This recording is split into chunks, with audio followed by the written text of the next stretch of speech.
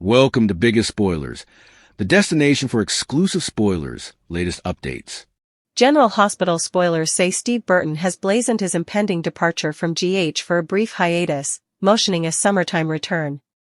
With him, Jason Morgan will be absent too, and we don't have enough details yet to paint a picture of how Stone Cold will manage to exit the oil for that long. He's been enough married to staying original, raising his son, being there for addresses about girls, and proving he's not going to gutter Britt Westbourne again. So I can't see him freely dipping out for that long. Whatever takes him down, it's likely it won't be on his own volition, and it could be commodity that looks further endless than Burton's advertisement indicated too. Bonjour? Jason could traipse off to France to deliver Anna Devane, but being gone for several months doesn't sound like commodity he'd levy for at this juncture. Flashback that just last week, he turned down the occasion to head over there because he felt it was more pressing that he stick it out with Britt and not abandon her in such a hopeless time of need. Those circumstances haven't changed. So I don't provision Jason taking off for a whole season. Likewise, he's been committed to staying as present as possible for Danny Morgan since Sam McCall failed, leaving him as the only parent around for their son. GH spoilers report Sam may have further to do with this than we allowed. Recall that a scuttlebutt started circulating about a month ago that Sam might also be making her way back to Port Charles. Yes, I know another person coming back from the dead. But this is the time to pull it off, it appears. It said that a leading man had been chivying Frank Valentini about getting their former mate back on the show, and Sam fit the blank space impeccably. Could it be that Steve Burton has been championing for her return, particularly during his own hiatus, so Danny still has a parent around? If so, we've got big surprises on the horizon. The same old song and cotillion addict responses across the board aren't encouraging. While some are cutting GH pens some slack and feel more willing to go with the inflow, others are ruffled by the study of yet another Jason dies plot. Can we condemn them? We've seen this wash and repeat a many too numerous times for comfort, and it's no way been okay with us, not formerly. Either, dying for just a many months doesn't make for the most shocking comeback. Britt grieving him each over again just like last time? Come on.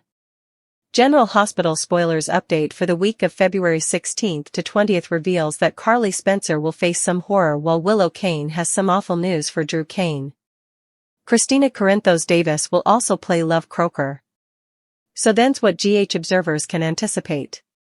Now that Maxie Jones is awake, Liesl Albrecht will give Nathan West the scoop and leave him wondering what this means for his future. Although Nathan is falling for Lulu Spencer, he'll know Maxie's return is going to change effects. Maxie will have a lot to pound over as well once Felicia Scorpio works to move her that Nathan is truly back from the grave. As for Britt Westbourne, she wouldn't suppose it show that she has to be piecemeal from Jason Morgan on Valentine's Day. That's why Britt will take charge of the situation and make sure she fits in some sneaky Jason moments. While Tracy Quartermaine clashes with Jen Sidwell, Laura Collins will catch Alexis Davis by surprise. Rick Lansing will also deliver a stunner of his own when he makes in blameworthiness. Since Rick and Sonny Corinthos have some relating scenes ahead, that might lead to Rick admitting that whole failure where Alexis held him interned. Once Lucas Jones has an intimidating showdown with Marco Rios at Windmere, he'll see that Marco is truly dangerous like his father. Lucas will be filled with guilt over how he treated Carly, so it looks like he'll give her some horrifying updates on the situation. Carly may worry about Lucas' safety since he presumably won't be under Marco's protection any longer. That means Sidwell could shoot Pascal to get relief of Lucas or at least try to. As for Willow, she'll stun Nina with a concession of some kind. Will Nina get evidence that Willow shot Drew or indeed find out about her current plot to keep Drew locked in? Those are options to consider, but it's also possible Willow will confess commodity a little lower libelous. Anyhow, Willow will ultimately give Drew some news, and you can go it won't be good. Drew may learn commodity awful rather and sweat he's doomed to live like this until Willow potentially tries to get relief of him permanently. Across city, Christina will track down Cody Bell and try to steer him toward a happy reunion with Molly Lansing Davis. While Christina plays Love Croker, Maxie will get a warm welcome home. There'll be a festivity in honor of Maxie, so will Nathan wind up at the gathering and leave Maxie reeling at the sight of him? As the week wraps up, GH suckers will see numerous Port Charles residers recall Luke Spencer's glory days. February 20th will bring a touching occasion that'll serve as a homage to Luke as well as Anthony Geary. General Hospital spoilers say the week of February 16th to 20th will bring some great stuff, so stay tuned. General Hospital spoilers allude that Jen Sidwell might have forced Britt Westbourne to alter Portia Robinson's maternity outcome. However, Jordan Ashford could be the reason why. It's suspicious that Britt is involved then, since she's completely under Sidwell and Ross Cullum's control, if that's the case. Until Britt can get that medicine recreated and get her freedom back, GH suckers know she's wedged following orders. What if Sidwell's rearmost command involved intruding with the results of Portia's maternity test? Sidwell might have gone to Britt knowing this maternity test would ultimately be and spelled out the exact results he wanted. It's possible Sidwell instructed Britt to make sure the father appeared to be Curtis Ashford no matter what. Sidwell's provocation might have involved Jordan now that she's romantically entangled with Curtis again. Since Sidwell considers Jordan to be a vital part of his platoon, he may have decided she didn't need the distraction of a Curtis reunion. Sidwell might be counting on Curtis and Jordan's relationship worsening now that he's putatively having a baby with Portia. Perhaps Sidwell is allowing it'll be better if Jordan's single and can devote herself completely to her work. On the other hand, there's a chance Sidwell knows further than Jordan's giving him credit for. Jordan started working for Sidwell with the thing of uncovering information that could lead to his downfall, so what if Sidwell intimately knows what she's up to? That would surely qualify as a reason for Sidwell to avenge against Jordan and try to gain the upper hand. Sidwell may be intruding with Jordan and setting up a curveball that could neutralize her in the event she does score substantiation against him. However, she may be ready to expose what she's learned, if there comes a day when Jordan finds evidence of Sidwell's felonious conditioning. That's when Sidwell could intermediate and hang to expose another secret that could rock Curtis to the core. Sidwell could get evidence on the real maternity news from Britt and shock Jordan if the baby daddy is actually Isaiah Gannon. From there, Sidwell might promise that if Jordan takes him down, also he'll make sure Curtis faces the crushing blow of losing his biopater status. Would Jordan keep her mouth shut and try to cover Curtis' happiness? Curtis is looking forward to being there for this baby from day one, since he didn't get that chance with Trina Robinson. Jordan would detest the study of yanking this alternate chance at motherhood down from Curtis now. The winds are shifting once again in General Hospital, and this time the storm begins with a departure that feels less like a simple hiatus and more like a baptism by fire for the people left behind. When Steve Burton announced that he would be stepping away for a short break before returning in the summer, fans immediately understood what that meant. Jason Morgan would vanish from Port Charles. And when Jason disappears, it is never gentle. It is never tidy. It is rarely voluntary. Jason has worked tirelessly to rebuild his life. He has committed himself to being present, truly present, for his son, Danny Morgan, especially after the devastating loss of Sam McCall. With Sam gone, Jason became Danny's only steady parent. He promised he wouldn't drift into the shadows again. He vowed not to choose danger over fatherhood. That vow felt sacred, like a baptismal promise whispered over grief. So the question echoing through Port Charles is this: what could possibly drag Jason away now? It certainly wouldn't be choice. Just days ago, Jason declined an opportunity to travel overseas to assist Anna Devane.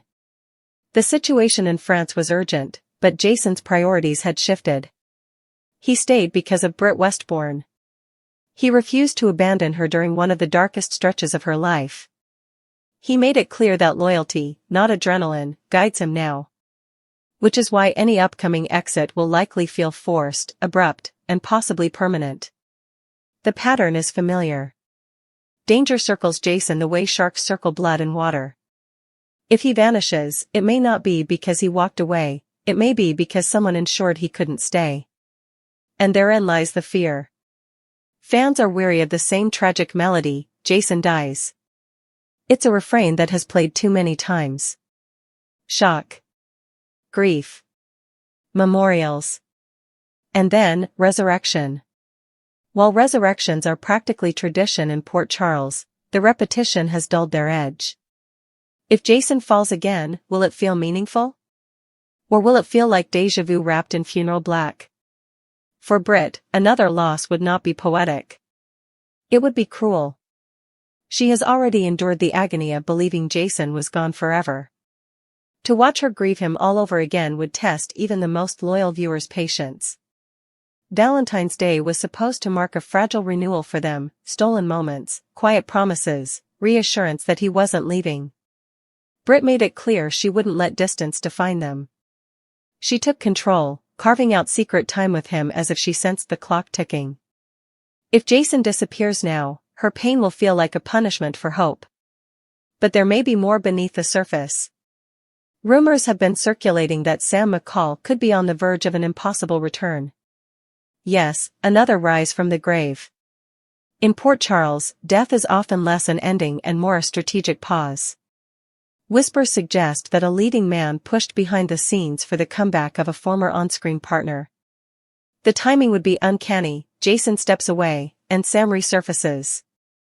Could this be intentional? Could Jason's absence open the door for Sam to reclaim her place, particularly in Danny's life?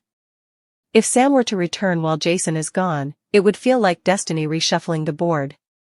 Danny would not be orphaned.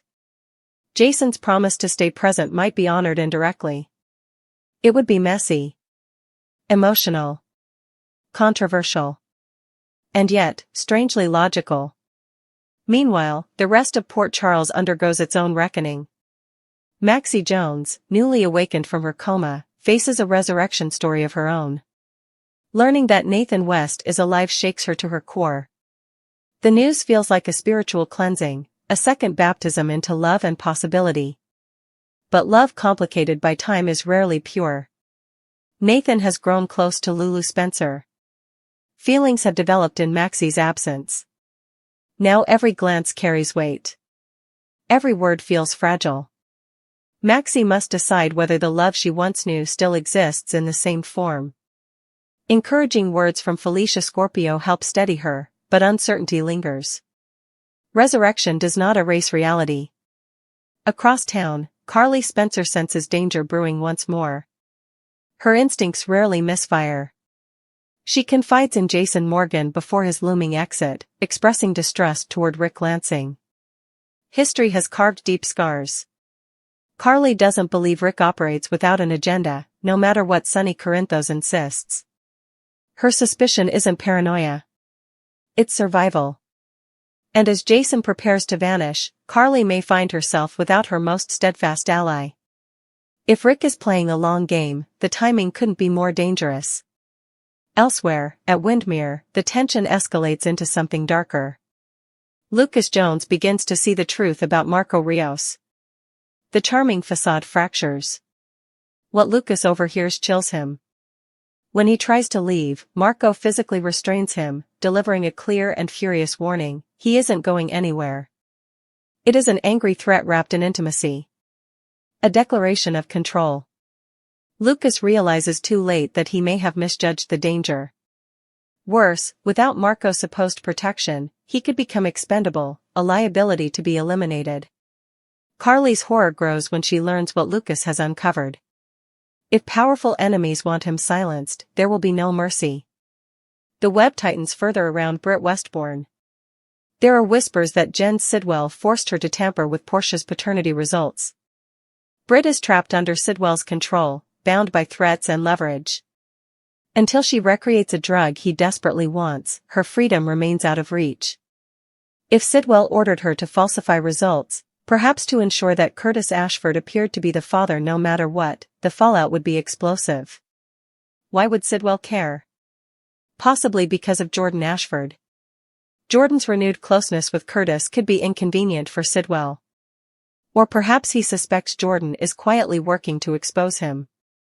If he knows she's gathering evidence, altering the paternity results could serve as insurance, a weapon he can deploy at the right moment. Imagine the cruelty. If the true father were actually Isaiah Gannon, Sidwell could threaten to reveal it only if Jordan dares to betray him.